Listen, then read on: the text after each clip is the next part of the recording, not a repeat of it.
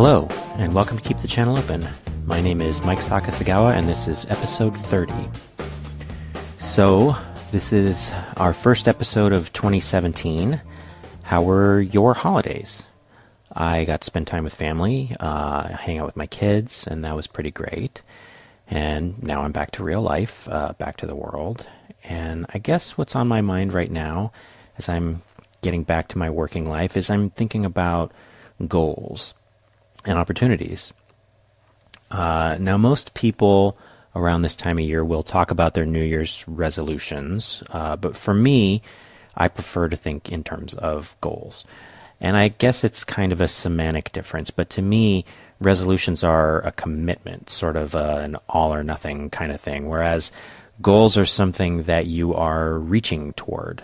And I think it's important to have goals, some kind of map for what direction you want to take. And with everything that's going on in the world right now, all the scary or outrageous or infuriating things that are happening in our culture and in our government, I think that, now more than ever, having a direction is important. And, with all that stuff that's going on, it can be easy to get overwhelmed and hard to see where we have opportunities. But I don't know, without being too rah-rah about it, I do feel like adversity has a way of bringing new opportunities if you can just look at it from the right angle. I know there's a lot of hardship in the world, and, it looks like a lot more in the not too distant future. But what I'm finding too is that, in the face of all that, really because of all of that, I have this new resolve not to wait around for anyone else to get things done. That if I recognize my own strength, I can help make those changes that I want to see in the world. And yeah, there are times when it's pretty daunting. I won't lie about that. But more often right now, I'm feeling like there's an opportunity for me to stand up and get working and be the kind of person that I want to be. So I'd put it to you, what goals do you have for yourself and for your community? What kind of person do you want to be? And what opportunities are you seeing and taking to make those things happen? You can email me, podcast@keepthechanneleopen.com, or tweet at me, channeleopenpod. So today's guest is photographer Rachael Short. Rachael and I are from the same town up outside of Carmel, California, and after college, I first knew of Rachael's photography when she was working as a wedding and portrait photographer. Now, in 2010, Rachael was in a car accident that broke her neck and left her quadriplegic, but even with that, she is still making art. These days, the iPhone is her primary tool, and she's most recently been making these beautiful platinum prints from her iPhone images. On top of that, she is the owner of Gallery Exposed in Carmel, and she's on the board of the Center for Photographic Art, which is the second oldest members photography gallery organization in the U.S., and it was launched by the Friends of Photography, including legendary artists like Ansel Adams, Win Bullock, and Brett Weston. So now I am pleased to bring you my conversation with Rachael Short.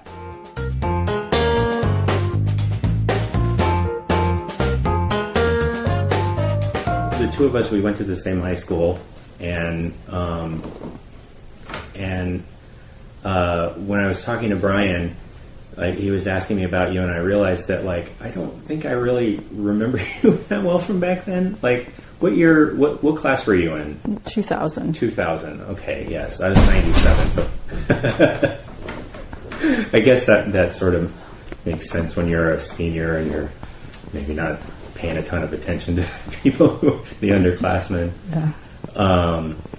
But I'm trying to think, when I first started, following your photography, and for the life of me, I cannot remember. I kind of feel like I've just sort of always known about it, but I know also it can't have been that long ago because I haven't really been following photography for that long.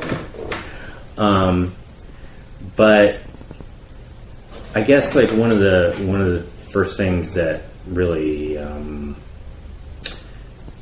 springs to mind to me is that when I first heard about your gallery in Carmel, I thought that was a really interesting thing. Being from Carmel, this town has a real reputation among, in the photography world, and it's got a long history with photography, with Ansel and the Westons and stuff. But it's always been considered very sort of conservative artistically.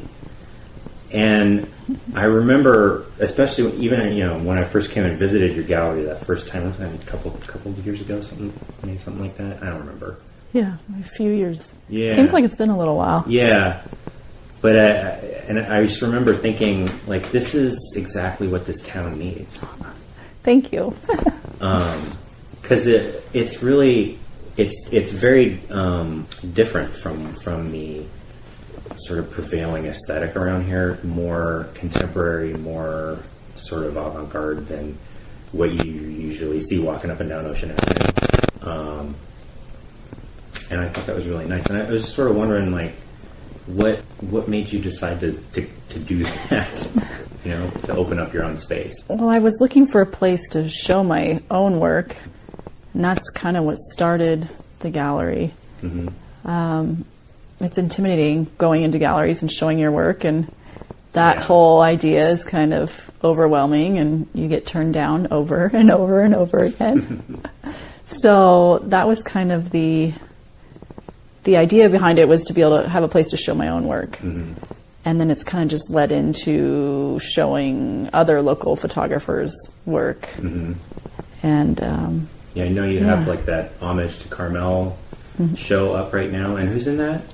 It's Victor Klinger, who is a Carmel High grad. Okay. And then Evan LaValle. Evan LaValle, also Carmel High grad, and Zach Weston, right. Another Carmel High grad. Yeah, it's kind of funny, like how I don't know. I feel like I know a lot of photographers from this area, and then I don't know. I just know a lot of people from our high school that seem to have done really interesting, creative stuff.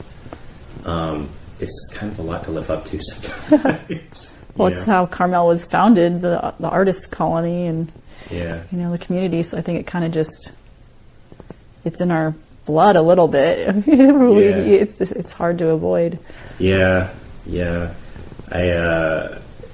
The only photography education that I ever got, arts education at all, was I took one semester from Miss Mowbray in my freshman year, which was in like 94, 93, I guess, and that's all. And we didn't even. It was funny because that was the year right after the whole, like, where the science wing and the photo lab is now burned down. Oh yeah. And so we didn't even have a darkroom. Oh. So it was kind of an odd semester to be taking a photography class. We could only do slides because we didn't have an enlarger.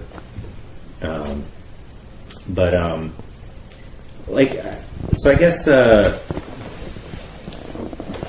backing up a little bit. So you're originally from Big Sur, right? Carmel Valley. Oh, really? Mm-hmm. Okay. I just thought you was a Big Sur kid. Yeah, well, I lived in Big Sur. Yeah. But that was after I went to Brooks Institute of Photography and moved back. Okay. Huh. That's alrighty. Well, I guess that's I mean, I hung out down there a lot in high school. Yeah. And, as soon as I had a driver's license. Yeah. What do you think it was that initially brought you to photography? I mean, I started doing photography in high school, developing and printing my own black and white. Mm-hmm. But I started shooting with my dad's Canon AE1. Mm-hmm. Probably I was like 13 or 14. Started shooting color film and just really loved capturing moments. I was photographing people a lot then. And that's also, I mean, that continued into high school. I photographed a lot of people, portraits, and I did 3 years of photography at Carmel High. Yeah. There was definitely sort of like I feel like there were a lot of us that kind of like sort of found our way into certain art groups, or not even just the arts, but like we all kind of had our little thing that we did, you know, like I was mostly with the theater kids at that time, but then there were like, I don't know, the music kids and the art kids and the photo kids, which wasn't quite the same as the art kids, but close. Yeah. Is that how you remember it? Yeah. Yeah. It's a funny little school. Yeah. Now, correct me if I'm wrong, but like when you were first starting out, or maybe it wasn't when you were first starting out, but you did a lot of weddings in the beginning, right? Mm-hmm. Yeah, I did a lot of weddings after I went to Brooks Institute. Okay. So it was time to make money. Mm-hmm. Yeah. And so that just kind of was moving back up into this area. It just kind of was I don't want to say the easy thing to do, but it was an easy way to make some income. Mm-hmm. Yeah. Well, I think a lot of people especially people in the more sort of fine art photography world have a certain, I don't know, snootiness about weddings. It'll be like, we'll say like that's the easy thing to do, but you know, when you actually do it, it's there's nothing easy about it. No, nothing easy. Yeah. And were you working with Evan a lot at that time? I started working with Tom O'Neill when I came back up from Santa Barbara, and when I was at Brooks, it was the transition of film and digital. Mm-hmm. And I was really resistant to digital. Mm-hmm. And when I graduated, I was still shooting a lot of film. And Tom kind of helped show me the digital world. And yeah, Tom shot my wedding. Oh, yeah. He's the best. He's so for the listeners, just Tom O'Neill.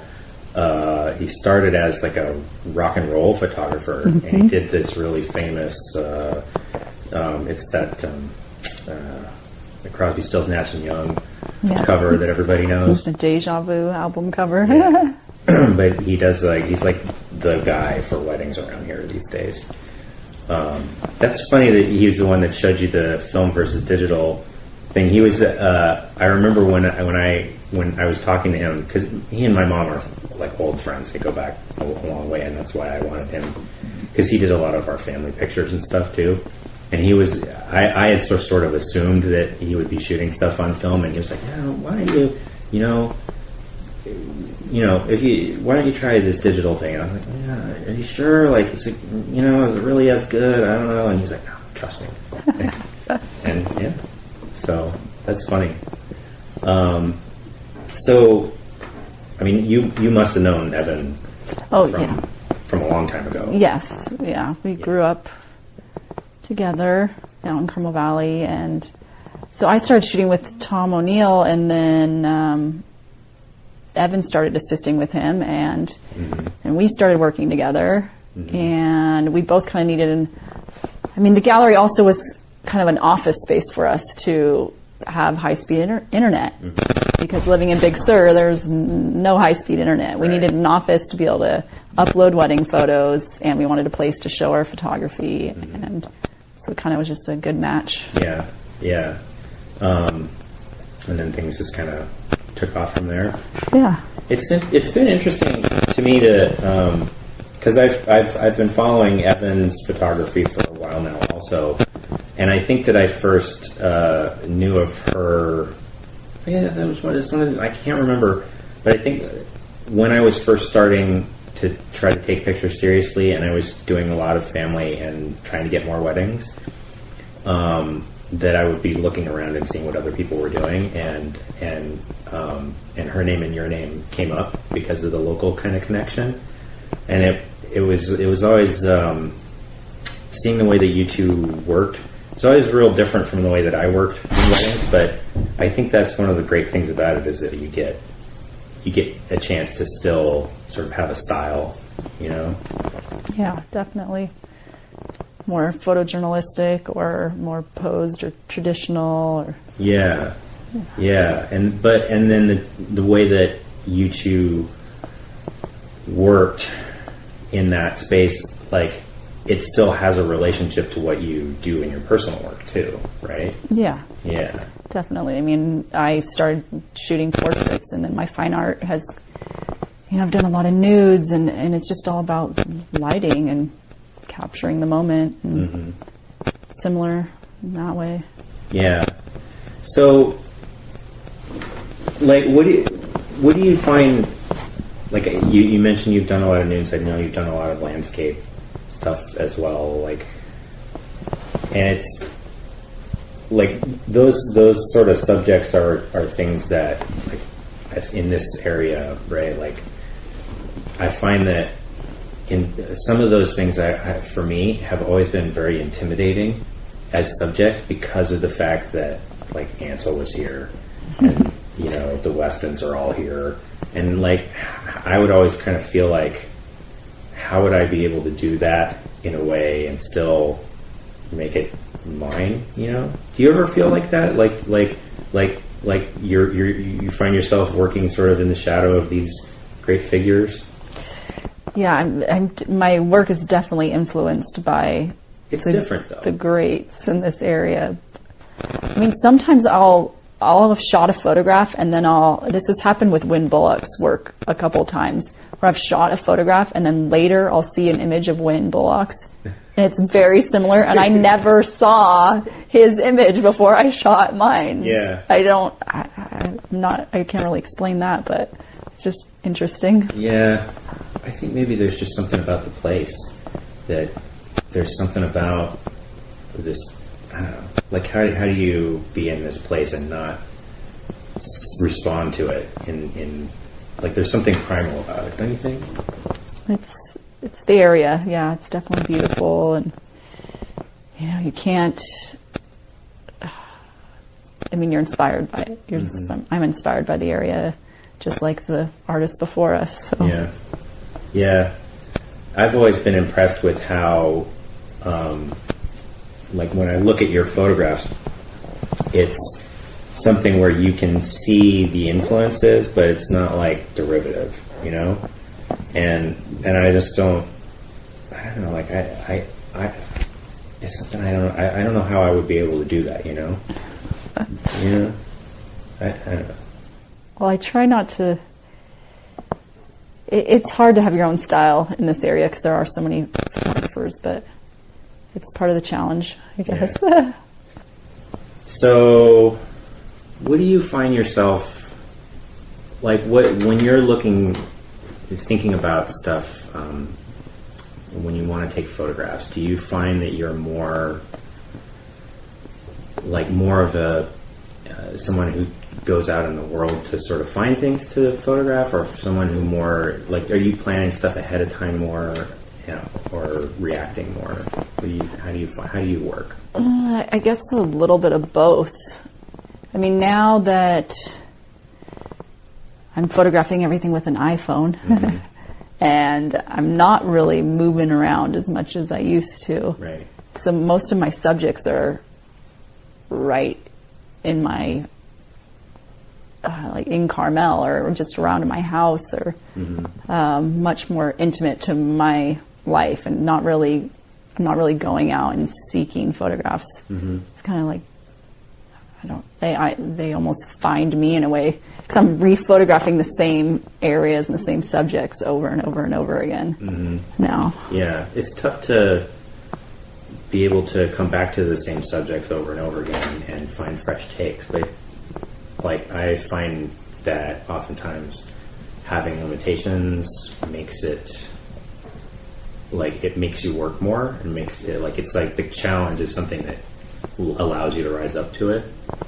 Yeah, it's definitely simplified things now that I'm only shooting with my iPhone, because before I'd get caught up in all the technical, which camera am I shooting with, which film am I shooting with, am I shooting square format, am I shooting 4x5, and now it's much simpler and easier. Yeah. In a way. So, for the listeners, the reason that you shoot with your phone now is because you had an accident several years ago, a car accident, and left you quadriplegic. Yep. Yes. 6 years ago now. 6 years. Wow. Yeah. Time flies. Oh my God. Wow. I I can't. Every time I come back to this town, I feel like it hasn't been that long, but then I realize that it has been a long time. 6 years, my God. So, I don't know, obviously that is something that has affected your life in a lot of ways and affected your artistic process. And I think it's like an interesting thing to think about how that has, how you're still able to like really fully engage with an artistic life, just in a different way than before. And I don't know, that's something I think, like I love to hear, how you think about that stuff, Well, it took a year for me to even be able to hold the iPhone to take a photograph. Mm-hmm. So I wasn't really taking any photographs after the first year. And then... It must have been torture. It was pretty crazy.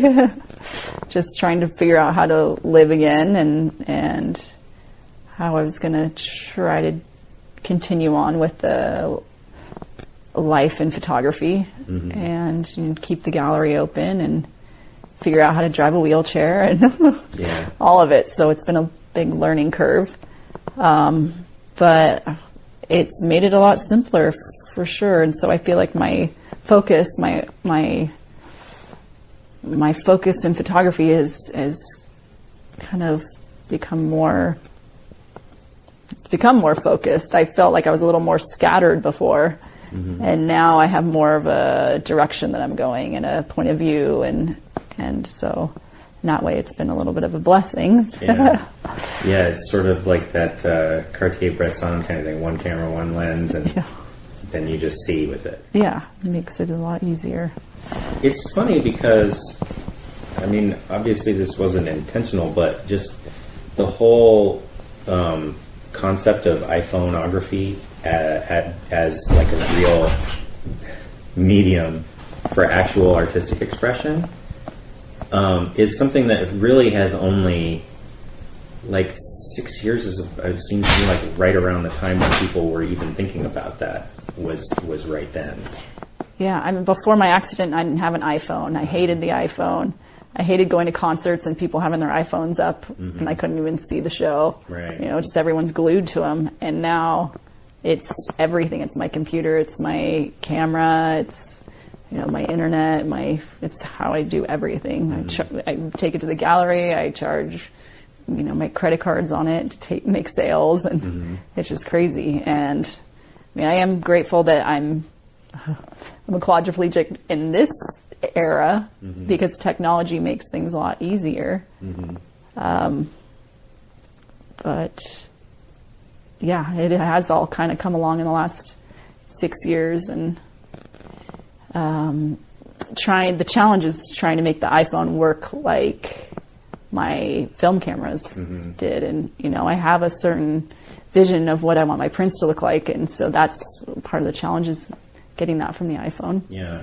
Did you find when you first were coming back to photography after your accident and doing stuff with your phone, was that something that people had a hard time with, taking it seriously, or was it because you already had an established practice as an artist? Was that something that it didn't present as much of a barrier for you, or what do you think? I started doing, Kim Weston suggested that I start doing platinum prints from my iPhone images. Mm-hmm. So I'm doing digital negatives with the iPhone. Mm-hmm. And so the final product is still this really beautiful archival mm-hmm. print. And so most of the time people don't even know it's an iPhone mm-hmm. image. It's hard to tell. So it's just an added bonus when people find out, it's taken with an iPhone, because you can't even really, you can't tell. Yeah, I feel like nowadays there's sort of a weird split between people who are, on the one hand, there are people who are very the tool doesn't really matter, it's just the image that matters, and however you get there is however you get there, and that's all, everything is great. And then on the other hand, there are people who are very process purist. You know, do you find that? Yeah, I mean, in the gallery, I like showing artists that shoot film. I still really love the silver gelatin print, the platinum print. But I think I'm warming up to digital prints a little bit more now. It's, I mean, I was just at CPA this afternoon. I came in to town early because I wanted to see the juried show. And it's you can definitely pick out which ones of those prints are the digital prints and which ones are actual silver gelatin prints. They don't look the same, but there's still some really cool stuff that you can do with the digital print. Yeah. You know, they don't look the same, but they have their own thing. Yeah. So speaking of CPA, that would be the Center for Photographic Arts here in Carmel. And you recently, a couple years ago, became one of the board members for the center. And I remember when I saw that announcement, I was like, that's interesting. Because it was, you know, just like in the same way that I was thinking originally about how your gallery was bringing something really different and new to the Carmel art scene in general.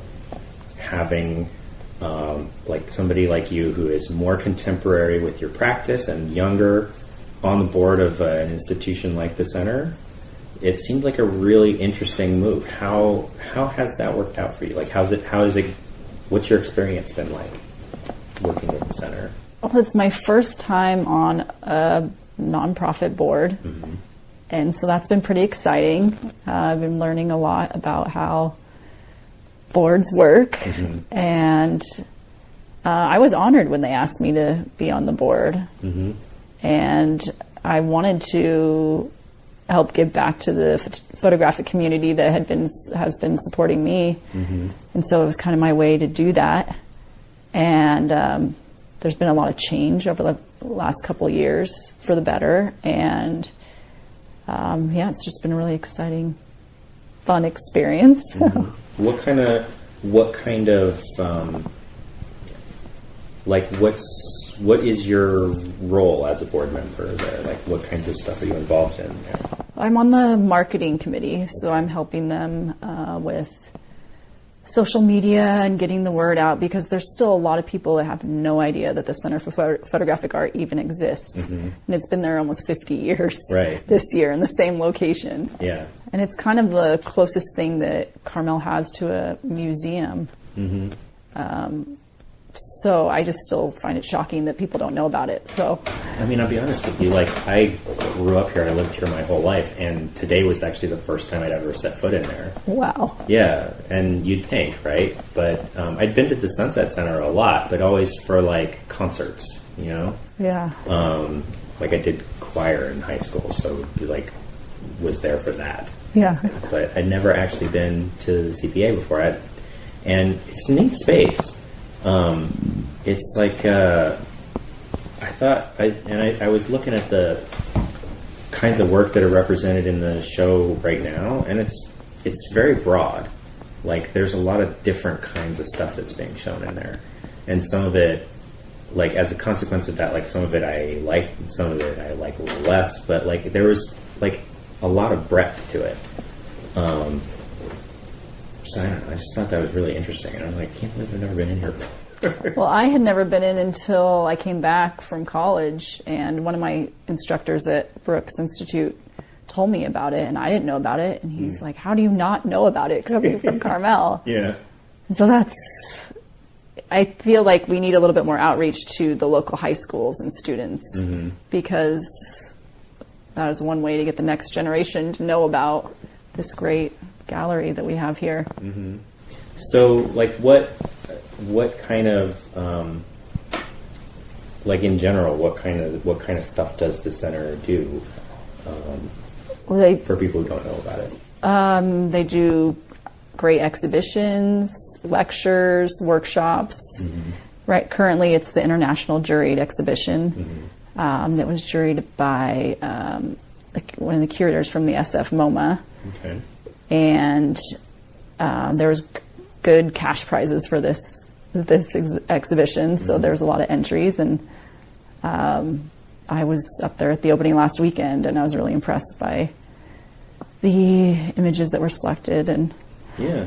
so, and then they're bringing in a lot of great lectures, and they just finished up the Pi Labs, which is photography, ideas, and experience.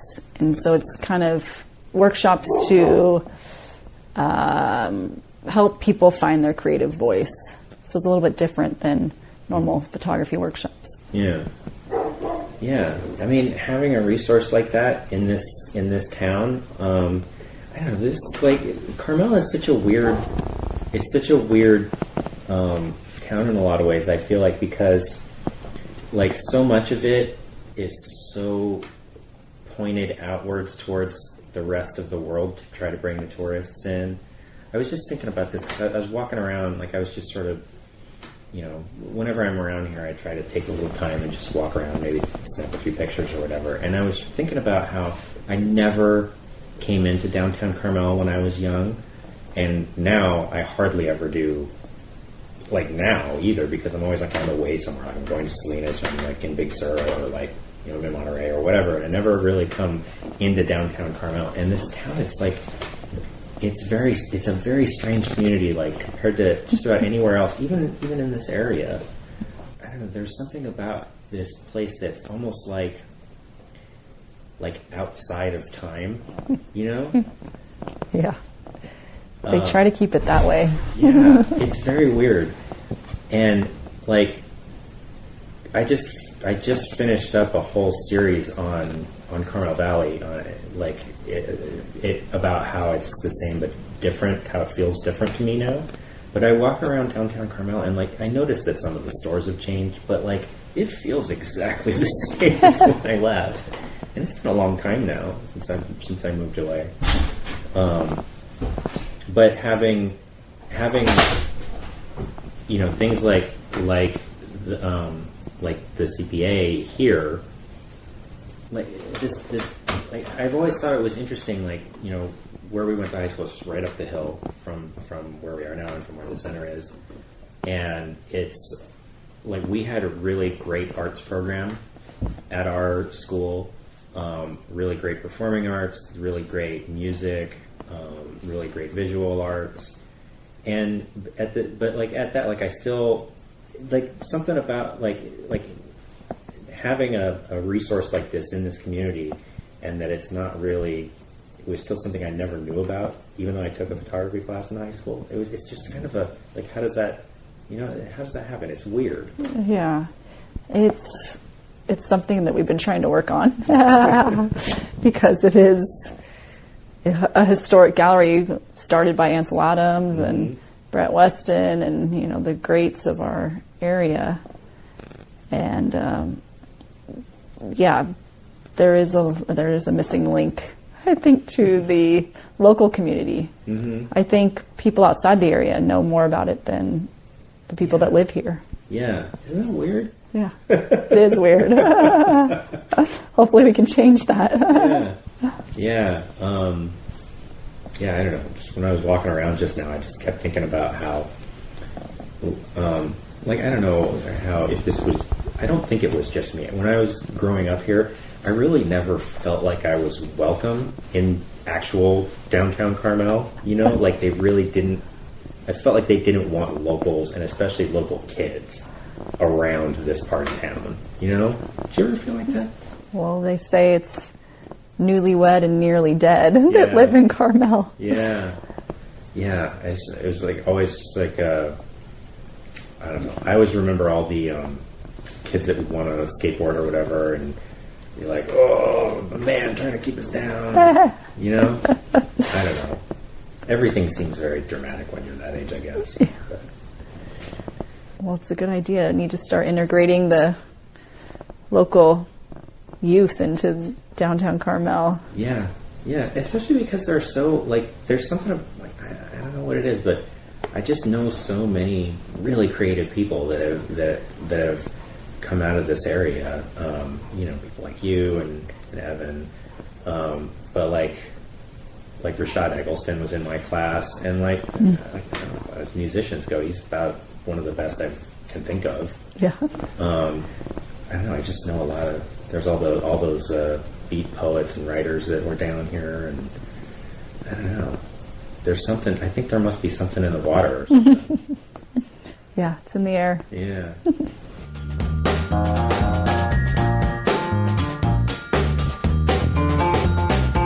So for the second segment, I always ask my guests to bring a topic of their own. It could be anything you want, just whatever is on your mind. So what would you like to talk about today? I was wanting to talk about supporting our fellow artists in the community and just fellow people, and how supporting each other just makes for a better community. Mm-hmm. And I just think that's really important, especially now. Yeah. Well, I mean, obviously that's something that you've been doing a lot of with your gallery and now through the center. That's something that's always very important to me as well. I do what I can. It's part of why I want to do this podcast, to let people have more of an opportunity to talk about what they want to talk about. But yeah, it's definitely, sometimes it seems a little hard to keep up with it. There's so much. I think the hardest thing about it is that among artists, that I find that artists are very great, mostly, right? Like most of the artists I've met, when I first started, I had this impression that artists were going to be these up on the mountain, kind of looking down on all the mortals kind of thing. And I've met maybe one or two people who are like that, but almost everybody else that I've met has been really nice, and people are very supportive. People are really generous with their time, among other artists. The thing that seems tricky to me is figuring out how to engage with the broader public, getting other people who are not artists to care about art. That has always seemed really tricky to me. Mm-hmm. Nurturing the audience. Yeah. I find that I have an easier time doing that when I'm not talking about my own work for some reason. Yeah, me too. But how do you deal with that kind of thing? How do you approach that? I don't know. I mean, since you're operating a gallery, you're selling other people's work too. So I don't know, how do you get in there with the audience? I think inviting other artists helps bring in more people into the gallery and reaches a broader audience. And it is always easier to talk about someone else's art rather than your own. Mm-hmm. But I feel like we've done a pretty good job at Exposed bringing in a different kind of art crowd, a younger crowd, mm-hmm. who doesn't necessarily go to art openings normally, mm-hmm. Which it's been nice to kind of bring the younger audience in. Yeah. The stereotype for openings, or at least I assume this is what it is all over the place. It's definitely what the stereotype is in San Diego, is that when you go to an opening, it's going to be all other artists and other curators and stuff that are there. And when you get a space that can routinely bring in a different crowd, that's something really special. Yeah. It's hard. It is hard. We started doing a photo walk through the Center for Photographic Art this summer. Mm-hmm. And we have 7 photography galleries on it that are in downtown Carmel. Mm-hmm. And people were really excited about going around to these galleries. The audience was. We gave them the card. They got their card punched at every gallery they went to. And people are really happy to have something to do that helped them engage with the art community. Yeah. There's a few things like that, some of the more artsy neighborhoods in San Diego do a similar thing. There's a neighborhood called Barrio Logan where there's a bunch of new artist studios and stuff that they do once a month. They do something they call the Barrio Art Crawl, and it's sort of similar. Like all the galleries and studios and stuff stay open late one night a month, and people can just like hop from one to the next, and it's pretty cool. Yeah. And I think you do see like sort of a different crowd when it's, you know, sort of more like almost like a little party atmosphere. I don't know, but it's neat. Like I'm always trying to think of, you know, what kind of thing. It's interesting comparing this town that has such a long-standing art community versus someplace like San Diego, which is like it's a much bigger city, but the art scene is fairly new. But then it kind of seems like too, like in some ways that there's similarities here too, because in terms of like contemporary art, that is fairly new to Carmel. Yeah. Yeah. It's tricky to try to find a way to bring in people that aren't artists, curators, and spread art to other people. Mm-hmm. It is something that I think, I always find that people are very, like other artists, like I say, are pretty generous with their time and energy. But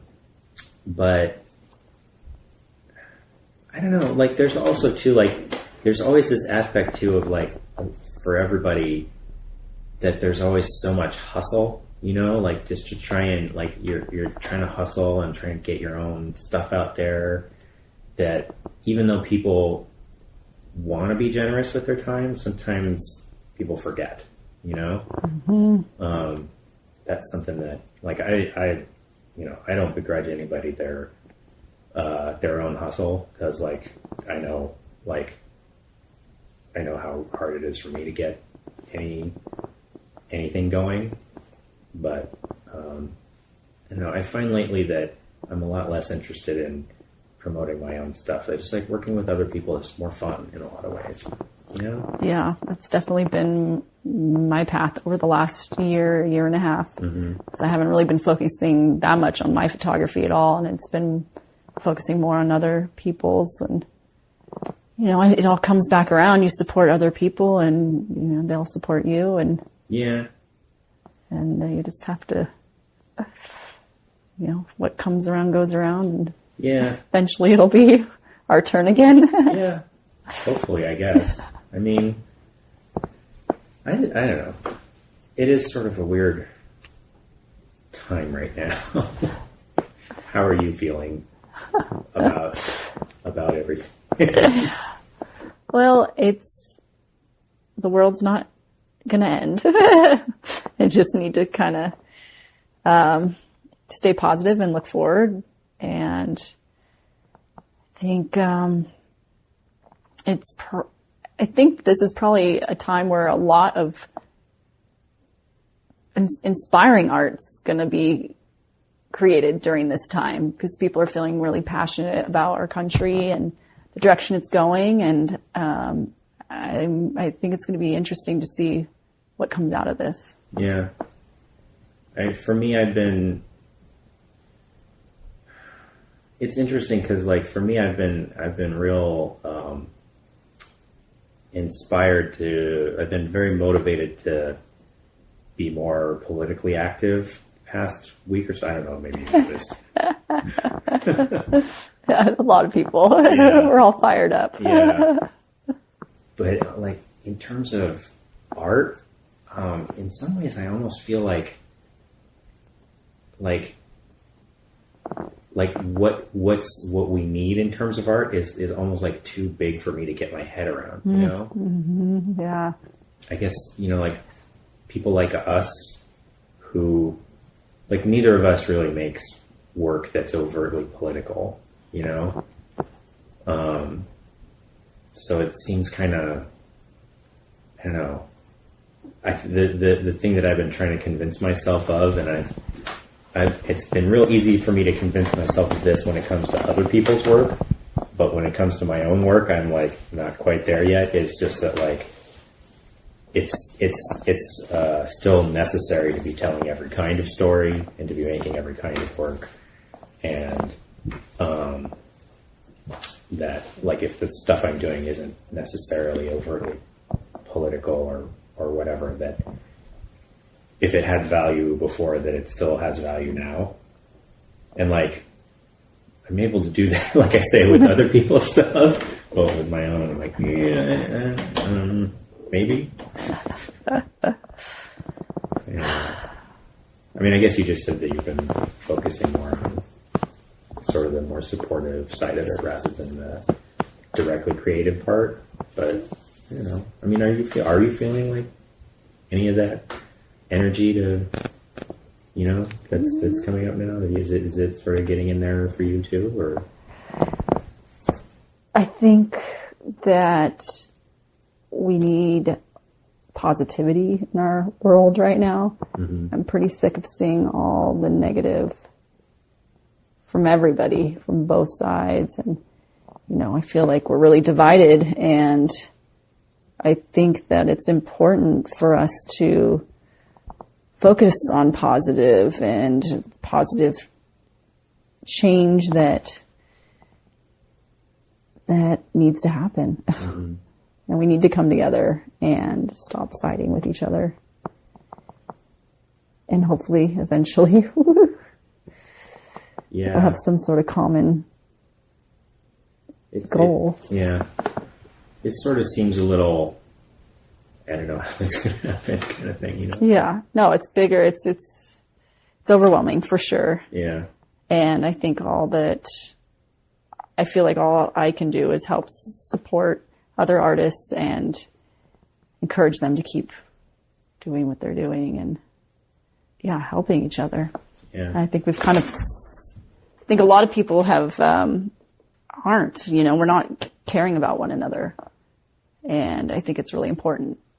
It's probably easy for me to say that because since my accident 6 years ago, it's like the overwhelming support that I have gotten from the community and people around me. It's like crazy. It's crazy how much love that has been thrown my way. And I know how it's affected me. So I know how it can affect other people. Yeah.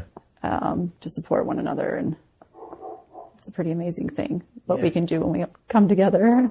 Yeah. Can be. Yeah. So the last thing that I've been asking everyone is if there is one piece of art or literature that you've experienced recently that has meant something to you. It seems like right now is a good time to be thinking about that kind of thing. Yeah. Oh man. Most of the art that I'm seeing is in just this little community that we have here. Yeah. And it's a good community if that's going to be just the one, though. Yeah.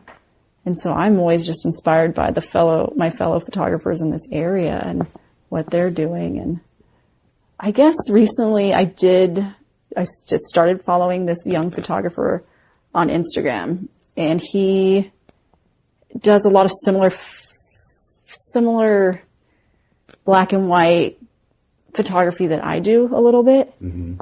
And he's in a wheelchair, and it's the opposite of me, where I had a spinal cord injury and I'm going to be getting better. He has been diagnosed with ALS. So he has a degenerative neuro disease. So he's going to be getting more and more paralyzed. Mm-hmm. And to me, that's like, whew, that's heavy, you know? For me, I'm like, things are getting better. For him, it's just going to be getting worse. And I was really inspired by his photography and his story. And just seeing someone else's struggles. What's his name? Anthony Carvajal. All right. Well, I will make sure and look that up. Pretty amazing street photography. Cool. All right. Well, thank you so much. Yeah, thank you. Okay, so that was my conversation with Rachael Short. The exhibition that we mentioned, Homage to Carmel, is still up as of the day this episode airs. It'll be closing on January 7th, so if you're in the Carmel area, please do stop by Exposed and check it out. This spring, Rachael will be opening a new show at Exposed called See You, See Me, which will feature a series of nude photographs shot on Polaroid Type 55 exploring female form. And that is our show. If you'd like to get in touch with me about anything from today's show, you can email me at podcast@keepthechanneleopen.com, or you can find me and the show on Twitter at ChannelOpenPod, or on Facebook at facebook.com/keepthechanneleopen. If you'd like to help out the show, you can leave a review on iTunes, and there's a link in the show notes for that. You can also subscribe to the podcast via iTunes, Stitcher, SoundCloud, or your favorite podcast app. Our theme music is by Poddington Bear. You can find more of his music available for licensing at soundofpicture.com. Next time, our guest will be photographer Christina Riley, so be sure to come back for that one. Until then, Happy New Year, and remember, keep the channel open.